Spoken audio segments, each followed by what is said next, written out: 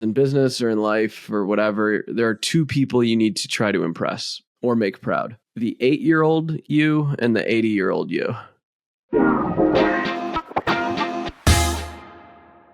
We've got an incredible new partner, printprofit.com. You may have heard of Print Profit. We had Nick on, the founder, before, and he's coming up again. But printprofit.com, you already print shirts. Now it's time to print profit. Print Profit is a profitable software built for print shops, profitability software for print shops.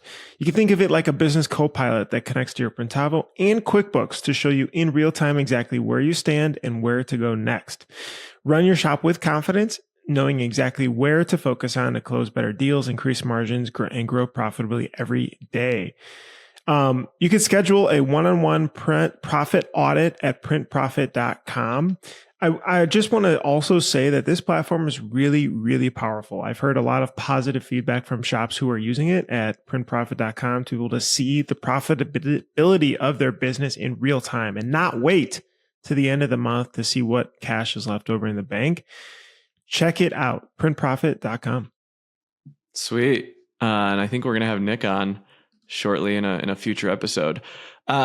Bruce, have you heard of multicraft_daddy? Of course you have. If you go to Instagram right now, search multicraft_daddy, you will find Dave Eggers from Multicraft. If you need ink supplies or a daddy, Multicraft Screen Printing and Digital Supplies for over 50 years have been providing you with top brands at competitive prices. If you mention the Printavo pod, you'll receive an extra 10% off your order. And Dave gives away a free case of PMI tape on every episode. If you haven't ordered from Dave yet, shoot him a message, multicraft_daddy. He raffles it off every single week, and we're so appreciative for his sponsorship. And his videos are pretty funny. Keep doing them, Dave. All right, who we got next? Easy Way. Steven, I know you're spending hours cleaning screens. Guess what? That's a thing of the past, because Easy Way screen printing and screen cleaning chemicals get the job done. They've got innovative formulas that are designed to work quickly and effectively, so you can spend less time cleaning and more time creating. Ding! I need that little like gum commercial sparkle from the teeth. Plus, Easy Way is passionate about empowering printers of all skill levels. They offer helpful resources and expert advice to help you succeed in printing. GraphXSource.com. You know that if you mention Printavo Pod 24, that gets you 50% off their services. And what are their services?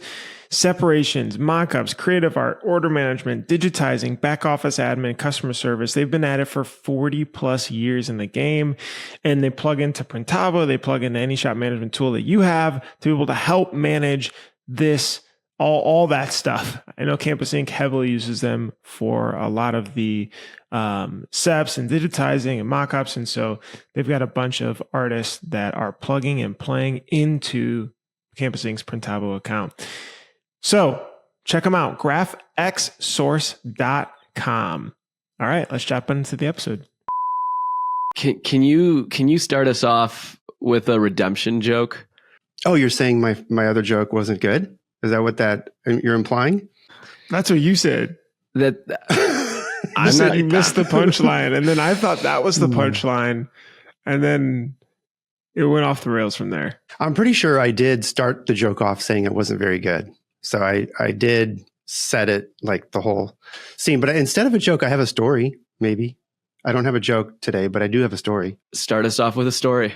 Okay. Well, I purchased some chips from Trader Joe's, and I got them home and opened the bag, and they were destroyed, just like a bunch of crumbs, right? And normally, for a few dollars, you're not going to hassle with taking them back and trying to get a refund or whatever. You just throw them away. How destroyed are we talking? I mean, they were bad. Like just crumbs, powder. Okay.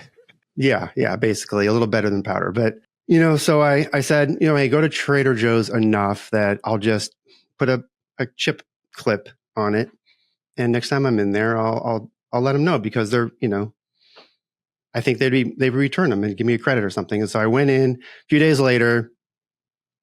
I went up to the counter, to the customer service counter, and I said, hey, these chips are basically powder. They're dust. And the guy said, "Oh, okay, well, let's get you a refund." And he filled out this yellow card. He handed it to me. He said, "When you go up to the register, they'll credit your whatever the order you're about to get." And you know what he said after that? "We will do better next time." And I loved that. And so I told that story in our production meeting like a week or two ago, and already people are using it. I got it. I'm on this. I have a chat between the production manager and our ops manager, and me every day. There's like a Kong report, and it talks about what like some of the wins and losses of the day and things that kind of where we stand. Let's say a status update. And so the other day we missed a deadline for the first time in like weeks, and he said, but we called the customer and they're cool with it, but I will do better next time. And I thought that was cool. We all want to do better, don't we? And so anyway, I like the Trader Joe's said that, and I want to use that when I crush chips accidentally. I think what's great about it is it's not an excuse. It's just acknowledgement. And sometimes that's just better than, if you have an unruly customer or something goes wrong, it's just like, hey, we'll do better. And that's all you can ask. What was that quote that you always bring up, Stephen, from the ThreadX conference years ago about conflict or resolution? I can't remember the exact phrasing. Jay Bear, loyalty is built in resolution. Yeah, I think that's the context of the broken chips too. That's why we keep buying from Amazon, because they fix everything they do wrong really fast. True. And I think that's marketing, isn't it? And so I don't know what your marketing budget is, but I guess the rule of thumb, isn't it something like 3% or something like that of your total revenue? And, we don't spend money on marketing, really. We don't do billboards. We don't do radio. We don't do any of that stuff anymore. And so what I do is take my marketing, that 3%, or I don't even know if it's exactly 3%, but whenever something goes wrong, we just go all in on fixing that thing, because that's marketing essentially, because you're making something that went wrong right. And sometimes even in you maybe just do even extra if you can. Do you know what I mean? There's that book, the Zapier founder we talked about before. Yeah. And he talked about customer service. Yeah. Delivering happiness. Really great read. Very short. He talked about categorizing your customer service team as your marketing team's budget. And so instead of a reactive spend in something that you're trying to, maybe weasel down over time or make more efficient, if it's an extension of your brand, like if it's an extension of how people feel about when they deal with your company, maybe you have prospects coming through that way, right? Through getting quotes and like, okay, they want a really positive experience right out of the gate. If you treat it like that, it's a different mindset for the team and for the managers on it. A company that does this really well in our industry is Supercolor. I feel like Rum has always been like, we're just going to fix it and make it right as fast as possible. And that inspired us. So in our business, half of it is print on demand and custom cut and sew jerseys. And, most print on demand companies don't do returns or exchanges. We decided to actually do it. And we use a tool called Aftership, and it tracks them. And so our return and exchange rate is about 0.5%, or it's usually below 1%. And it tells us like what we spend on it.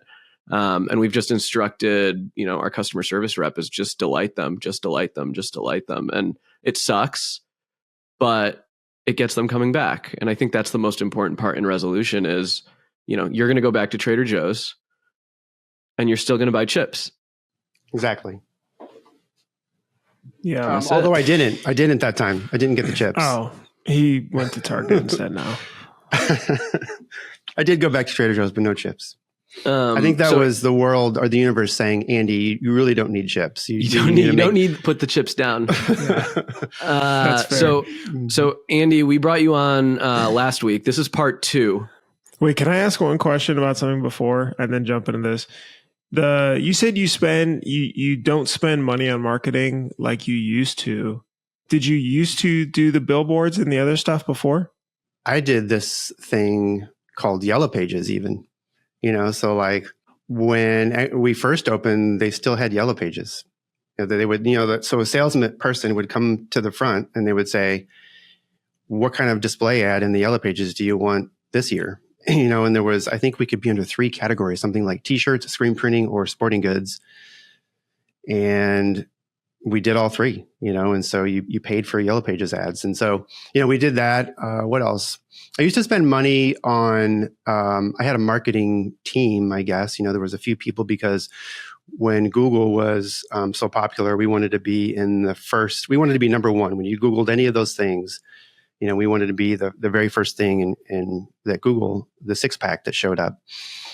And so how do you get there? Well, SEO, and we went all in on different ways to be number one, and whether it was YouTube or, like having videos, having a Facebook page, registering your address, your name and address with, every single thing that you can. And I paid like $500 every year to register it and have it correct, have somebody do that for us, and so that's what I spent money on, not billboards, no, not radio ads and things like that. So like the directories and SEO. Yeah. I feel like shops don't budget for marketing or intentionally spend on it. And it's so different than like other industries, right?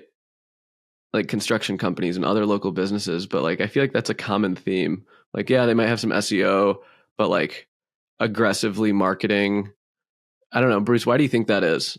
Well, I don't think we even budgeted stuff until maybe we were a couple $1 million in revenue. Like, as in, it was just oh shoot, do we need this or not? Can we afford it or not? It wasn't like marketing gets X% or X dollars a year to spend. But is it because it's hard to track the ROI? I think it's because there was nobody financially driven. It was, do we need like a person? Like, what do we need? Do we have the money to spend that regardless of the department? And will it have a positive, like you said, the positive ROI part? Instead of like, are you talking about as in, hey, look, there's $10,000 this year for marketing that we've earmarked. We need to be able to deploy that and have some sort of good ROI on that. Or are you talking about just spending on marketing at all? I think a little of both. Well, I doubt people are really budgeting for it, but are they intentionally spending on it or just kind of like, yeah, we'll do a little bit of this and that? I think as small business owners, we're kind of winging it, and we're coming from backgrounds that necessarily aren't marketing, and we're doing our best while we're also trying to put out, 100 other fires. But I will tell you this much. I just got back from the apparel decorating summit in Nashville, and it was great. It was very intense. I was exhausted afterwards because there's just like I think I had to get up at like 5:30 in the morning, to get started, which I'm not used to. And then I went to like 6 at night, they had every minute booked out. But what I was going to say is that on the last keynote was Kevin Baumgart, and it was from Sales Inc. And, if you're trying to grow your business and sales, if you're trying to grow sales, revenue, he has 12 steps that he outlined in this keynote, and they were amazing. Like, I wish I had that when I hit go, when I hit start on my business, because that would have made all the difference. I mean, I could have accelerated growth. I was sort of just trying, my best and sort of playing the long game with referrals, which works.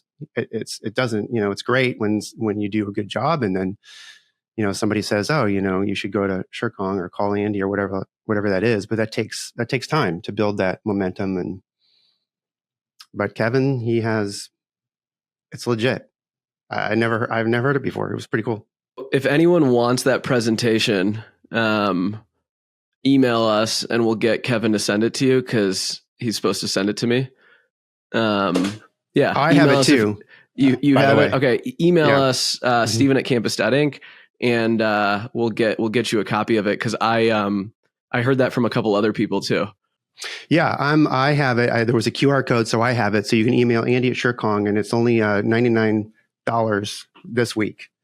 And I'll get it for you. No problem. Okay, so Andy's back for part 2. Part 2. And congrats, by the way, on joining your fabric group. I know it's kicking off in a month or so that's gonna be pretty exciting. I know Steven's got an exciting group, 9 or so folks. It's going to be tight. We already chatted with the coach, EOS certified coach. He's really, really good. Andy, 8 of us all reporting to someone out of the industry once a month. You ready for that? I am. Do you think what % of the time will be business and what % will be like just bullshitting? Do you think we can keep it serious? So I've told him that you need to wrangle this group. it is the Toon Squad. It is a really tight group, and I think what's cool is all of us are friends. We talk, we help each other out. We occasionally get on Zoom calls, maybe once a year or something, and to all be together and be held accountable to something or someone. But I think to your point, Andy, like, yeah, there's going to be some bullshitting. It might be business. It could also be life focused, right? Of like, for me, all of you guys have run businesses a lot longer than me, and have experienced a lot more life. And so like, as you guys have designed your businesses to complement your life, that's actually what I'm slightly, more excited about than maybe just some of the tactical business stuff. So it'll be interesting. And the meetings are like once a month or 2 hours long.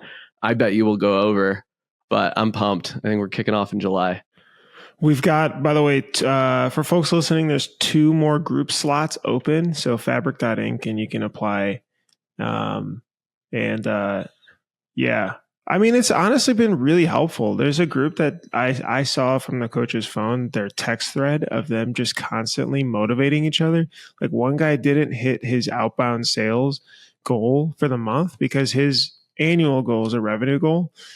And they called him like 2 days before. He went out, knocked on doors, and he actually got a deal. And it was really, really cool. He shared it in the Slack. And, as an owner, we get so isolated. So this has been helpful. So anyway, I'm excited for you guys to go through the experience. So are you not going to do your joke then? You mean do the joke? I thought the joke is you kept it in, right? It wasn't cut. Oh, okay. I honestly... I don't even know either. I told the story. Yeah, I told the story. At first I thought the chip story was going to be a joke. And then I was like, no, this is the real life. No joke. No joke. The chips were crushed. Steven, kick us off with the first part. So yeah, if you didn't see part 1, watch part 1. We are just talking. We've got about, 10 questions that we've written that we wanted to ask Andy and dive deep into. Wait, I have a joke. Why did the screen printer get kicked out of the party? They didn't make a good first impression. Dude, stop. Was that AI? Is this AI Farrig? It may have been AI Farrig. That was a pretty good one. That was a pretty good one. Sorry, Andy, I stole your thunder. That's okay. Do I look really pale? Do I need to get some color in here somehow? I think you look. We could put a sepia, we could go black and white. Andy, have you thought about? Since you've been running ShireCon for some time, gone through the growth cycles? You talked about last time finding a better sweet spot for the business and for your time spent. Have you thought ever about legacy? Does that matter to you? No, Bruce. Let's see. Yeah, I think it does a bit, or maybe it used to more, so ShireCon is its own entity now. And I think that sort of ties in almost to a question you had later about identity. How do I identify as far as like the shop goes? But, is it, if I walk away and sell it, let's say if there's an exit, then it continues on, and that's pretty cool, right? Because I think the most important thing would be just for the team who's here now that want to stay and that aren't aging out and that do like their jobs, that they have, they still have it, and so maybe that's what's most important as far as legacy goes, is that, an employee's 20 something people and that means a lot to them, and so I've thought about that, and it should exist after me. You don't want your face on the wall like a big Italian restaurant, that's our founder. The barbershop I go to has that. It's like the grandfather's portrait is still on the wall. You want to be able to watch, if you were to exit your business, you want to be able to watch it thrive and be proud of it. I don't think so. It would be nice for it to exist and yes, successfully exist after me, but I think that once I'm done, then that's it, and then what happens, I don't know. I think I have to let it go. I'm not looking for generational a generational business that I passed down to someone that they didn't build, because I think that that's very difficult to do. When you bring in a son or a daughter and you expect them to have the same passion as you, and because they weren't there from the beginning, and then what are they going to bring in their son and daughter? So it's like grandchild, and then I don't know. I think that it's possible and it happens, but it's not anything that I'm looking towards. No. How about you? It's a great question. I had never thought about it with Printavo. I think having time to actually process, spending so much time on Printavo now with new ownership and everything, that I didn't care about it. My thought was, when you're dead, you're dead. It doesn't really matter. But a part of me does think about that with fabric a bit, and not as in a kids thing. It's more of like this could have like a lasting impression. And I kind of appreciate that. Like, I think, some of the stories I've heard from shops moving off, carbon copy paper and onto just something digital so that the owner could be checking in on things on vacation. It was like, that is pretty lasting. But you're right. I think the legacy aspect is maybe easy to get wrapped up in, that I personally also don't care about. But you mentioned identity, which is a great piece of this, is like, if you feel like your business is your identity and vice versa. And I do think that is a bit of a dual-edged sword here with it, in the good and the bad. So I think the good is that, like, you have to be the identity for a long time. That's how you are able to have an edge. That's how you can make sales. People want to deal with the CEO or the founder, or some executive. They want to feel special when doing that. But then I think over time, separating those two is probably necessary in having like a more of a calmer business that doesn't drive you forward all the time. I feel like, Stephen, you had this transition for the last couple of years of trying to have, like, it's Stephen at Campus Inc. versus now it's Campus Inc. and there's a lot more people there. Like, can you talk a little bit about having it together versus maybe feeling a little bit more separate, and the pros and cons of that? A lot of therapy. So I don't know. I want to say pre-COVID, B-COVID. I feel like I was running around with my head cut off, and everyone knew me as Stephen at Campus Inc., even my family, my friends. And when I, talk to people outside of the business, that's the first thing they would ask about. And that's, that kind of defined me. In that process, I feel like I lost who, like, I sort of was, if that makes sense. I'm like, wait, I'm Steven and I work at Campus Inc. I happen to own it, but it does not define me. And it's not, it's not your gravestone, if that makes sense. And I had to spend a lot of time creating space, and balance, and putting people in place and letting go, so that I could kind of reclaim, my identity.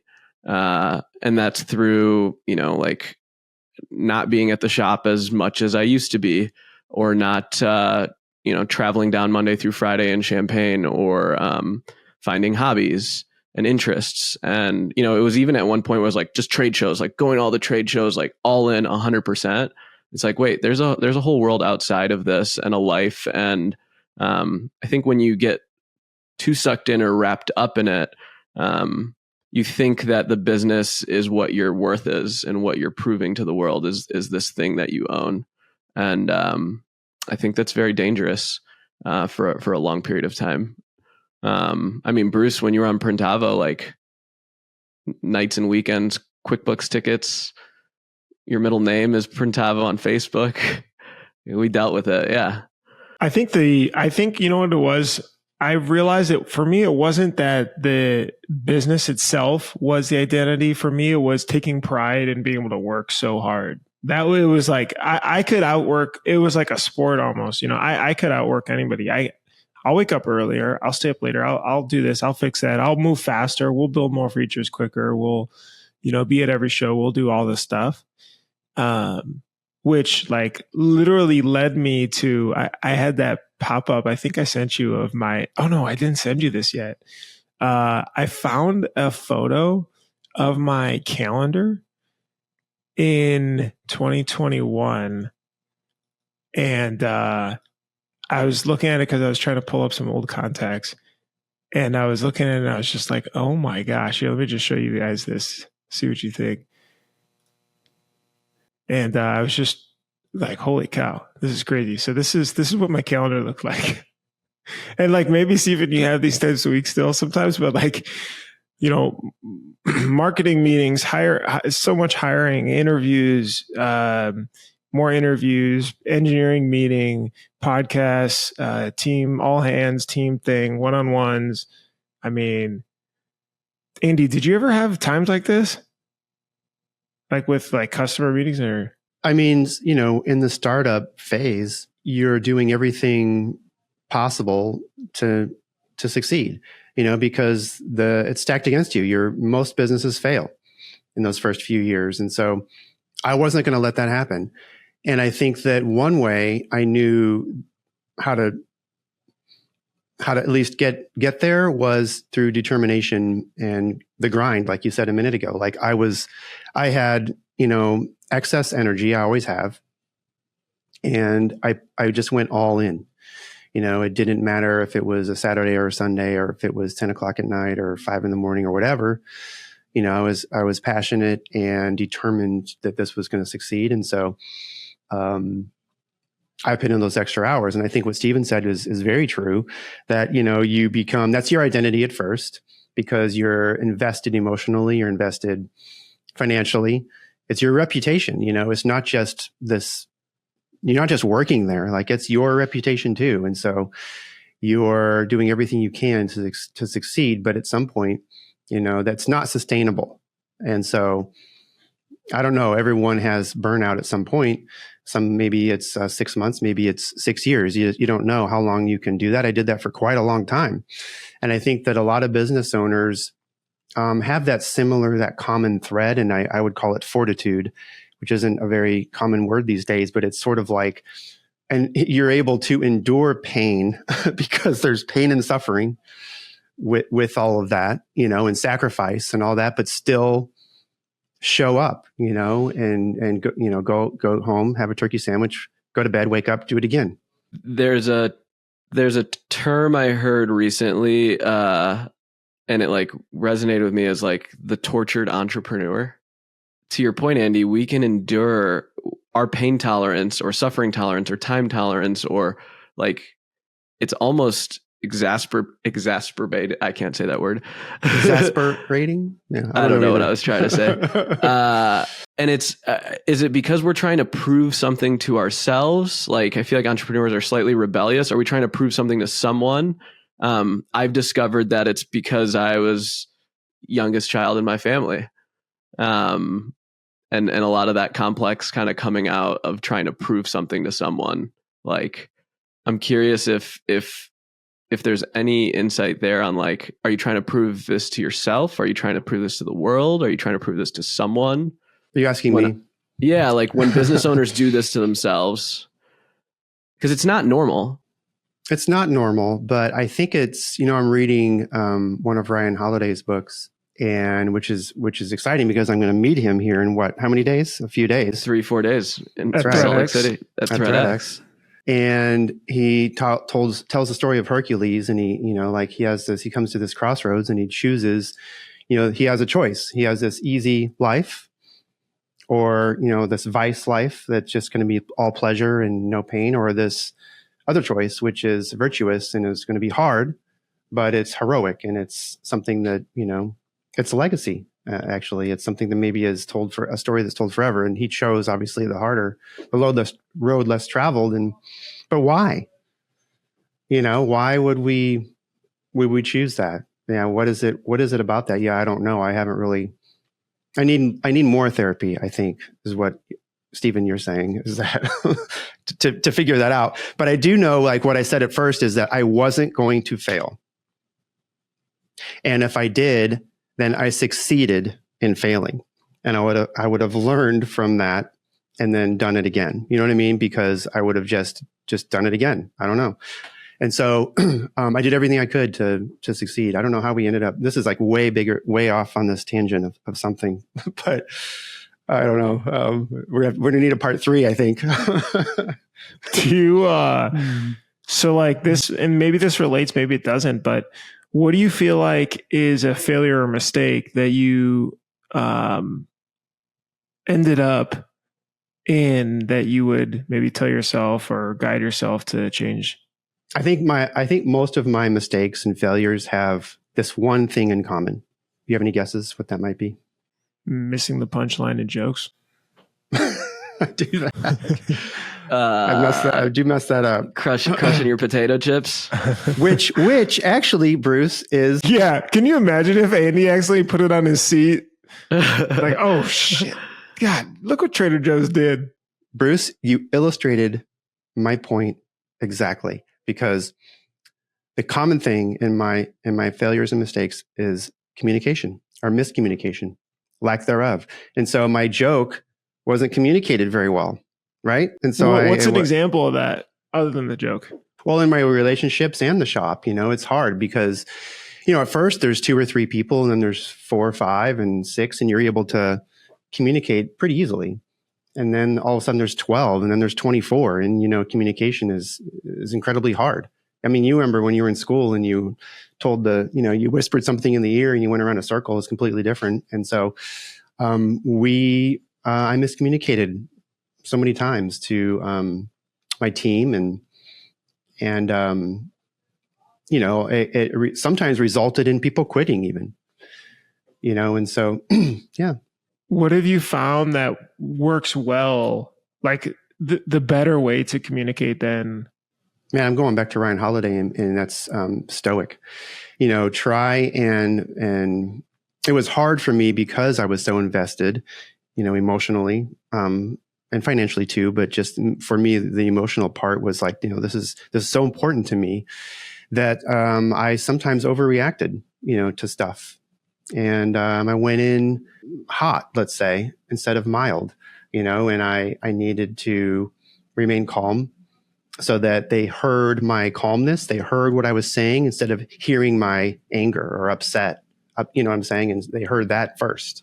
And then all of a sudden they didn't even listen to the communication, the real thing that I had to say. There's a really, really, really, really good book. One of my favorite books is called Nonviolent Communication. I don't know if I've shared it with you guys before or not. I think a couple times maybe. But the point of it is to actually like foster empathy and understanding before you communicate. And so if you want to communicate effectively, you actually have to see the other person's perspective and make sure they feel understood.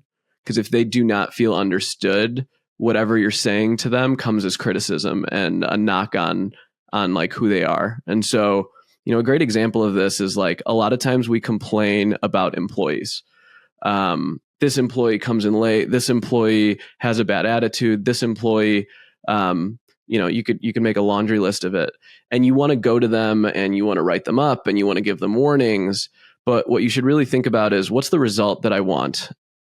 I want them to, fix their errors or mistakes, but I really want them to understand where I'm coming from. And in order to do that, you actually have to spend time taking their side and saying like, okay, you're coming in late. I want to better understand that.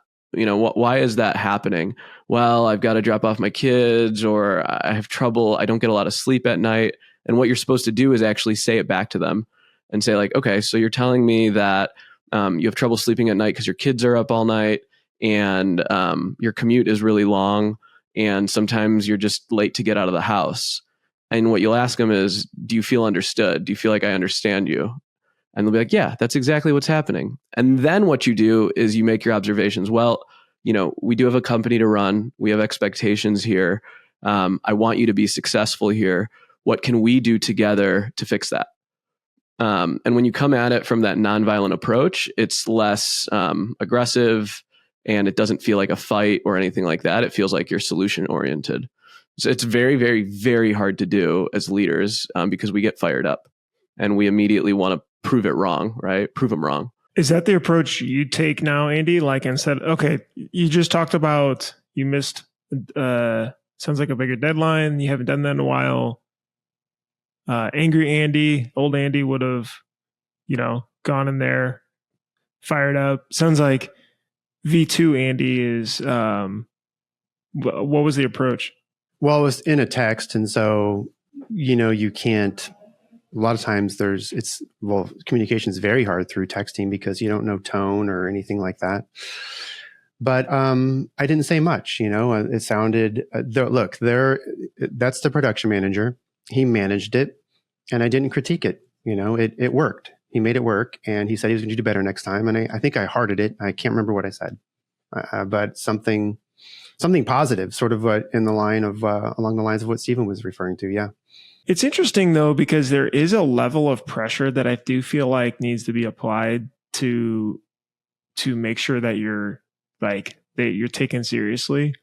It is easy to overtip that like on one way or the other, right? So like, I don't know if the proper approach is the shit sandwich type thing, right? Where it's like, look, like I appreciate you trying to get this done, but like we didn't get it done and blah, blah, blah. And then, layer it good in the end. Hope like if you have to say but, then they just hear the but.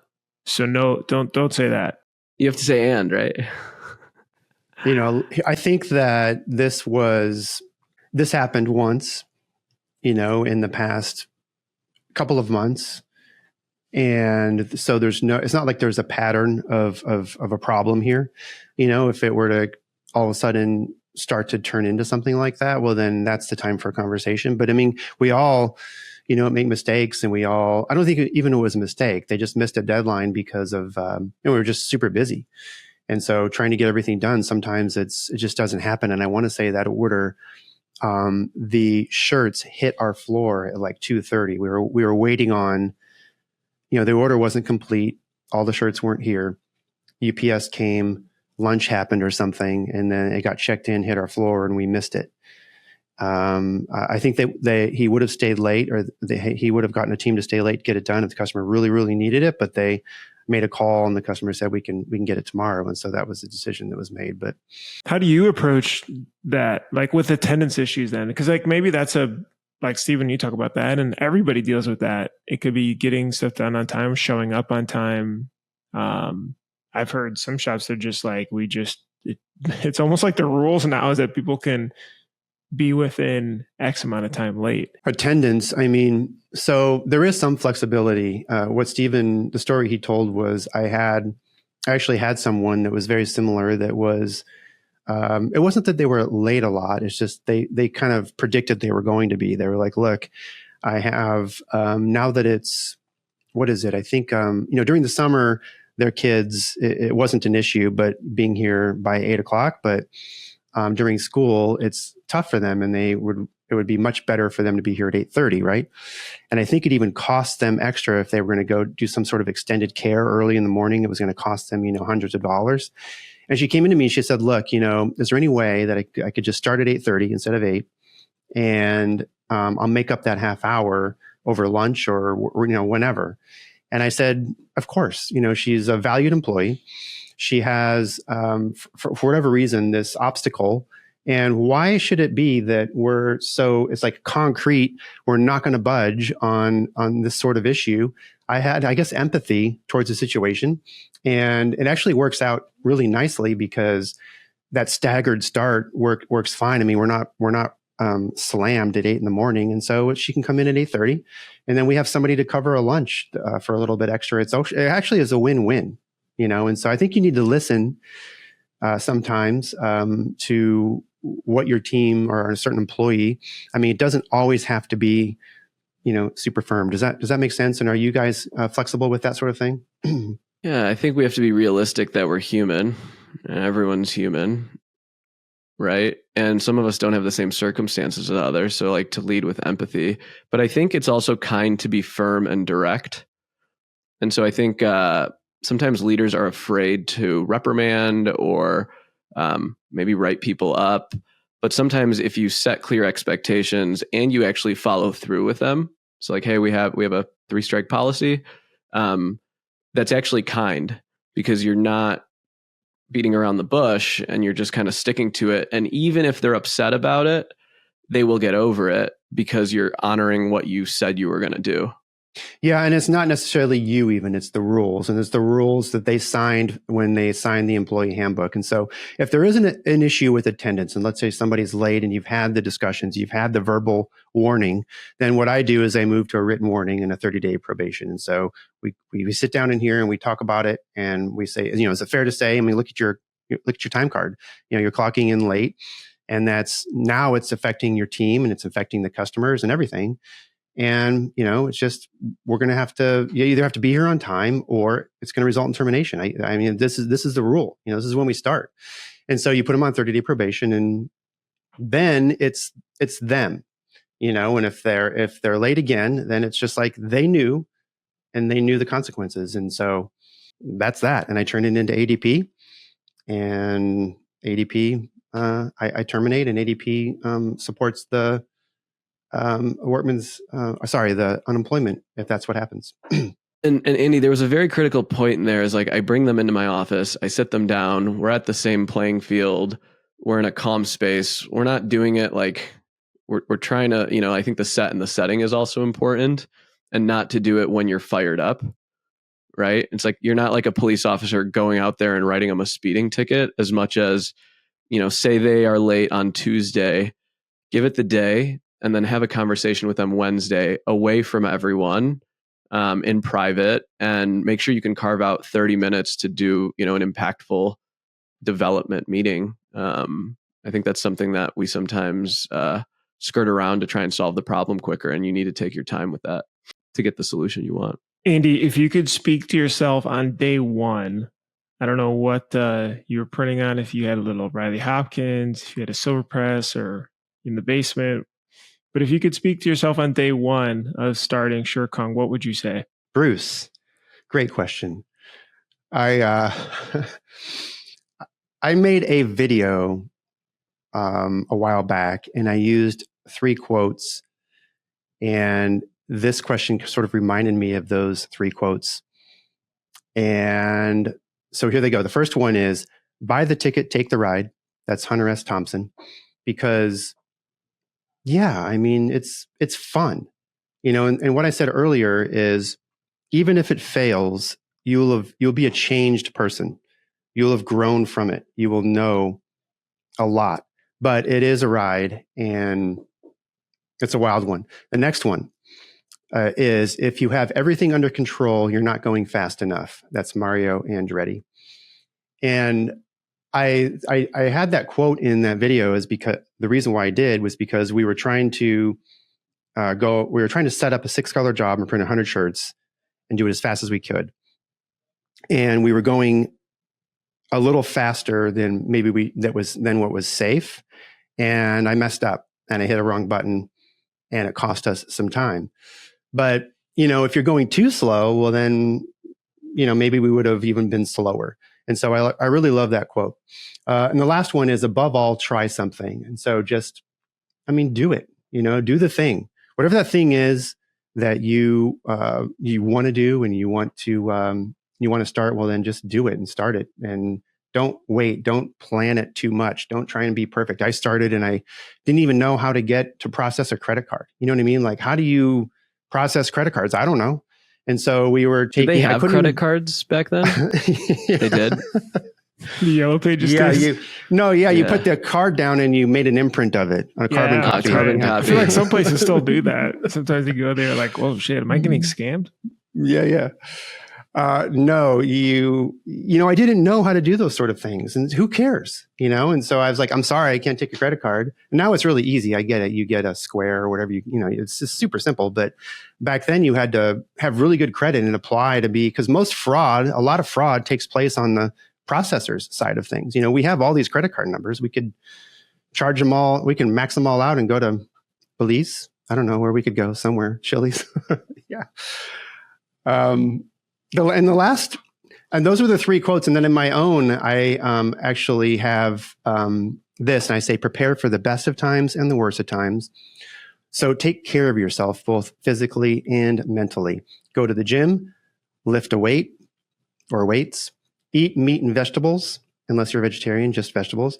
Reduce added sugars, cut out soda, meditate, listen to music, spend time with people you love, and just breathe, because it's hard. That's awesome. Bruce, what would you tell your younger self? I would say focus earlier on being a calm company. I think that's calm, like a calm company. I think there was a fallacy of wanting to be the fast growing company, wanting to dominate everything, wanting to be number one. And I think it was still possible to get to that. I think it was still possible to be obsessive and be passionate about something, but also be more of a calm company. And, and that breaks down into profitability. Like, you don't have to reinvest constantly. Like, once you get to, like maybe like a 5-person team or something, like, we don't need to then take, we have additional profit now let's hire or buy this next thing. We could ride it out a bit longer and feel more calm about those decisions, or the time spent. I mean, I showed you that calendar, like, that's the anti-calm. And you're right, like, maybe you have to do that to get things started and moving, but gosh, it doesn't need to go on for 8 years. That's not a calmer company. I mean, I do see some of these businesses that have been around for 20, 30 years. And I can't imagine, maybe they are, but that it's not calmer than it was for those first few years. Like, I do think it makes me really wonder, is it possible to build a business that's more in a calm mindset than a hair on fire mindset all the time, right? Things are like kind of swaying up and down at times, but does it have to be on fire all the time? I challenge that a little bit. What I've learned is there's moments to sprint, there's moments to run, there's moments to walk, and there's moments to sit down. That's a great way of explaining it. And I think in our business, I almost plan it for different seasons. Like, okay, I'm going into March. It's March Madness. I'm preparing myself to be in a sprint for 3 weeks. It's going to be a sprint, and I just like mentally kind of just like get there. And you get energized by it, right? Like, the kitchen is hot. I'm going to embrace it. But then it's important to be able to say, like, okay, I'm going to walk for a little bit, and that's okay too. And so I think you can't sprint all the time. That's insane. But you have to be able to balance those things out and be aware that, okay, now is time to chill a little bit, and that's okay. And I think in our industry, it lends itself to, with the ups and downs and swings of just the industry. But I feel like in moments of rest, sometimes shop owners are like, okay, now I have to scramble because I need to get ready and do all these things. And maybe you just need to rest. I think that, a boxer is in a fight, and then they have the bell rings and they sit down for a minute and they rest, and then they come back and fight again. And I think that's really important to rest. And I would modify Hunter S. Thompson's quote to Bruce's quote now. And I would call it, buy the ticket, take the ride, and enjoy it, because I think sometimes we're in a rush, to get to the finish line, and the ride is what's the best part, like, it's so fun to start from nothing and then build it. And it's hard to replicate that ever again, and so how, here I am at year 16 in this shop, and is it the best? I mean, it's profitable, and things are in place, and it all works out nicely, and there's still problems, but I would say the best part were the earlier years. I felt alive, super alive. And because I felt all of the emotions. And so, yeah, enjoy the ride maybe, and try and be a little calmer. I like that. I have a little bit of I think, an enhanced definition. This is from 37 Signals, who's a software company out of Chicago, and they define calm company in a few aspects. So the first one is work-life balance. They feel like any more than roughly 8-hour days, 40 hours a week or so, and the quality of work just starts to fall off a cliff. I'm sure we've all felt that, where it's like, maybe you're fired up in the morning. Those first 4 hours are so productive. And then maybe after dinner or something like that, you may have to get something done, but it takes 50% more time to actually do it. You lose a lot of focus, whatever it is. They try to reduce asynchronous communication. So they really try to write things longer form. Like if there's a meeting, things are more documented going into it. They're bigger on also how do we make a lasting time working on this business, as in how do we avoid the burnout like we talked about earlier. Can you do things that will allow you to be able to work on this a lot longer? Maybe that's the hiring the right person to take a huge chunk off your plate. Maybe it's taking a longer vacation. I know we are think we're warriors or something, and try to take the least amount of time off and continue working when we are off. And then simple solutions.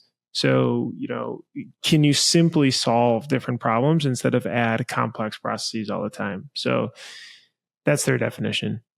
I read something, I don't know if I sent this to you, Andy, on Instagram, but it says in business or in life or whatever, there are two people you need to try to impress or make proud: the 8-year-old you and the 80-year-old you. And if you can do that every single day and say, what would my inner child think if I was talking to this 8-year-old Steven? And when I'm 80 years old, what would I look back and think and say on what I'm doing right now? And it's like, finding that child, finding that grandparent, and that's like an older, wiser self or a young, innocent self. And if you ask yourself those questions, you will make better choices to live super presently and to work super presently, I believe. I like that. I'll try. That's super cool. I've got a couple more questions, but I know this is the cutoff here, Andy. So we can go, we can go. Can we give it a? Should we give it a 10-minute? Should we go for 10? What do you feel like in your work life that you're tolerating but shouldn't be? Oh, Steven goes first. Let me think about that. I don't know. What am I tolerating but shouldn't be? I'm struggling with this one. I feel like I have things I could say and things I can't say, but what do you not want to say? I mean, I think throughout the journey, okay, I'm going to go back. So like pre sort of like ownership change and stuff. I would say number one, there's always maybe, I don't know, call it 10% of team members that just need to be like, look, you got to step up to the plate or this is not the right fit. I mean, like, I don't know what else to do. Like the bars here, I'm rowing the boat with my back into it, with my arms and everything. And you're kind of like sitting on the front of the boat and maybe even rowing backwards sometimes. And so like, I need to make that decision or you need to be able to get on with me and we move on. So I think that's one. I think the other one is, I think there's a lot sooner point in the business, and we touched on this, so I don't want to drag it on, but there's a lot sooner point in the business where I should have transferred that calendar that I showed you. And for people on audio, it's just all blue on the Google Calendar of like calls and meetings and this and that and flights and whatever. And I could have transitioned that sooner. Like if the goal was to run this as long as possible in a profitable way as possible and allowing me to choose the time that I want to spend, I could have transition that to a more calm company years before I thought it was possible and before I got to that burnout stage. So I could have doubled my lifespan with it. Those are the top two. That I'm constantly bombarded by digitizers. I tolerate that probably too much. I should do something about it. Take a stand. And now they're clever, and it's like, it'll be like, hey, this is Kevin. What's up? And like in the Instagram, message or something. And you're like, Kevin, I might know Kevin. And there's like a normal picture. And then you go to their profile and it's a digitizer. I think that probably just leads me to just too many emails that don't matter because it's just a waste of time, And so I spend time deleting or whatever it is. And so I try to unsubscribe whenever possible. Sometimes it's harder than others, to unsubscribe. If you've ever noticed, it takes you to a website and then, hey, what are your email preferences? And then you have to fill out the survey and all this stuff. But my inbox is still too full. I don't know how to filter it so that it's only the real important stuff. And I tolerate too many emails. I tolerate being way too available at the expense of my time. And so it's like I have the fastest response time on email and Slack to anyone, whether it's customer outbound, you name it. And I put myself through that sometimes for no good reason. Kind of, Bruce, to your calendar point, it's like they can wait. You don't have to be a superhero or that Hercules all the time. And that's something that I presently definitely like check my email so many times a day. And I, for some reason, try to be so fast at responding to people. And it takes away from the things I want to do.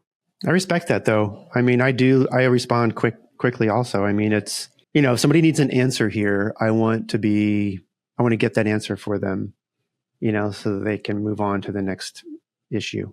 You know what I'm saying? And so I'm the same way, Steve. I'm guilty of that too. Part 3. Bruce, it's your birthday. Whose? Yeah, thank you guys. I didn't know this. 24 looks so good on you. Thank you. Happy birthday. Appreciate it. Should we sing? No, but we can pick on Bruce. Should we pick on Bruce? I will tell you what we're proud of, Bruce. Bruce competed in his first surf competition.